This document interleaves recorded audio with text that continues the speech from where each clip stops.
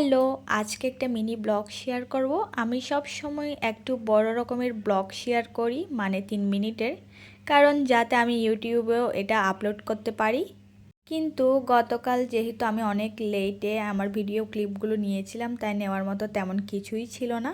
পুরে খাওয়ার পর ঘুমিয়েছিলাম, বাট আমি একাই ঘুমিয়েছিলাম কারণ আমার হাজব্যান্ড একটু বাইরে গিয়েছিল, মানে আমাদের বাসায় গিয়েছিল। তো বাসা থেকে আসার সময় আমার মা কিছু ড্রেস পাঠিয়েছিল, এগুলোই দেখছিলাম।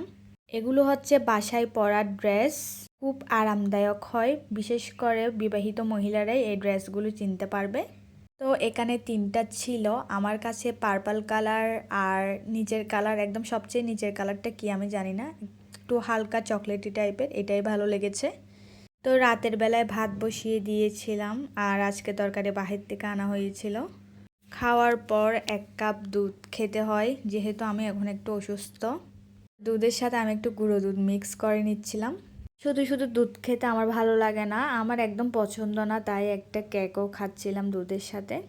দেন ঘুমানোর আগে ফ্রেশ ট্রেশ হয়ে আমি চুল আঁচড়াতে আসলাম। এমনিতে চুল আঁচড়ানোর কথা, সারাদিন তো আমার মনেই থাকে না, বাট ঘুমানোর আগে একটু আঁচড়াতে হয়, না হয় জট লেগে অবস্থা খারাপ হয়ে যাবে সকালে। মাঝরাতে যখন খিদে পেয়েছিলাম, আমি চানাচুরটা নিয়েছিলাম আর দেখছিলাম ক্যান্ডি তখনও জেগে আছে বসে বসে, মানে ভাবছে ওর বন্ধুদেরকে ধরতে পারবে কি না।